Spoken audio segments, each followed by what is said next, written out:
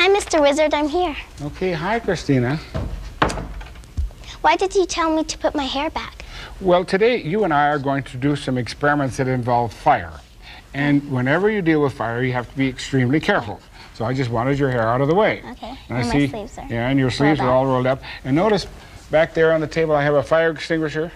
You know how to use them. Yeah, you pull the thing. Pull out the pin and and squeeze, right? Okay, and out comes fog. Yeah. Okay.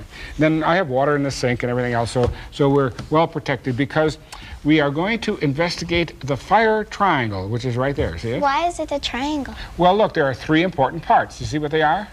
Oh, oxygen, heat, and fuel. And you have to have all three to have a fire. Okay. And if you want to put out the fire, all you have to do is take one of them away. That's what you and I are going to do. We're going to start little fires, and we're going to put them out by taking one of those three things away. But first, here's a piece of paper. Would you crumple it up and put it in that flask? Okay. Now I'd like you to light the paper in the, and then we're going to put the top on like that. So go ahead.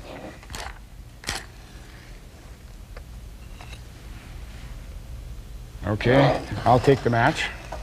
Okay. Let it burn a little bit. You stand by, put the top on. Okay. A little more, a little more. Okay, put the top on.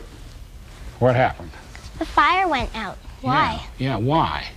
Well, remember I said you have to take away one of these things and the fire would go out. What did we take away? We took away the oxygen. Right, because we smothered it. In other words, we prevented more oxygen from getting into the fire. Now, you know how firemen do the same sort of thing? They take cloth or a blanket and put it around. Well, they put it on, anytime they want to smother it, they can use also the fire extinguisher, because that cuts the supply of oxygen as well. And then if you catch on fire, you put a coat or a towel or a blanket, anything around you to shut off the supply of oxygen. Okay, you can put the oxygen back up again. Now I would like you to light the candle.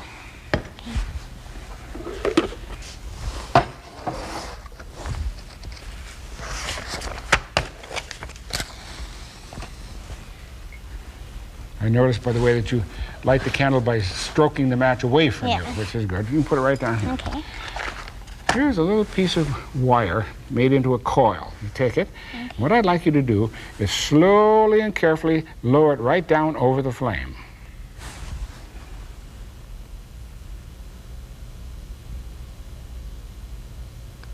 The flame went out. Why? Plenty of air can get through the, you know, because there's a lot of space there. Lots of fuel. What's the only thing that's left? Heat. Okay, take the heat away up there. You see, the copper absorbs heat very easily. So you took away the heat from the fire, and that's what put it out. Yeah. It's like when we take water to put out fires. That's how firemen use water, right. Most people think they smother it, but they don't really. They put it out by taking away the heat. In fact, here.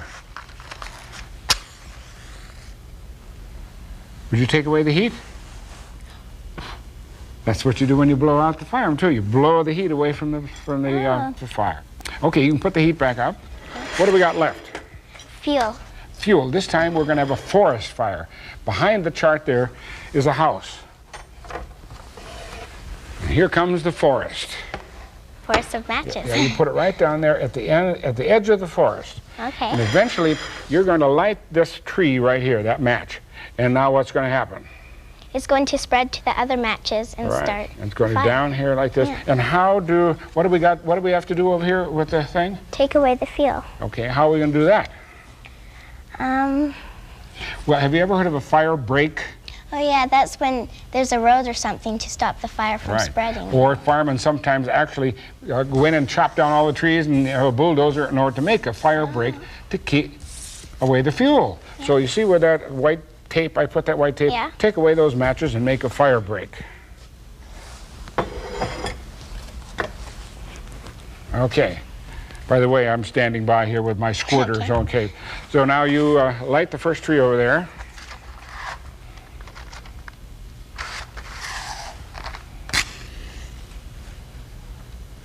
There you go. Now you go. Okay. Oh, it's spreading to each match. Yes, going from one match to the other. And this is what happens with a real forest fire too. The fire burns and it sort of explodes and catches the next tree on fire and the next tree on fire. And I'm standing by with a match, and in case it doesn't catch that tree on fire, the wind blew it over and away it went. That happens in a real fire too. The wind can come along and blow the fire from one tree to the other. In fact, sometimes the forest fire gets so strong that it creates its own wind because all that hot air is going up and other air is coming through. Okay, it's coming down to here, and we'll see if Christina's fire break will protect the house. You think it will? I think it will.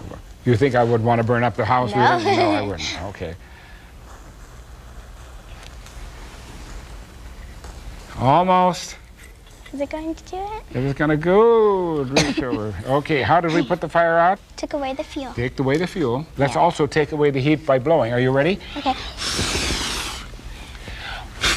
So there we took away the heat, but how did we put the fire out here? We took away the Fuel. fuel. Okay, so put it back up there. Okay, how do you put out fires now? Take away the oxygen, heat, and fuel. Right, and now you know what happens when you investigate fire with the fire triangle.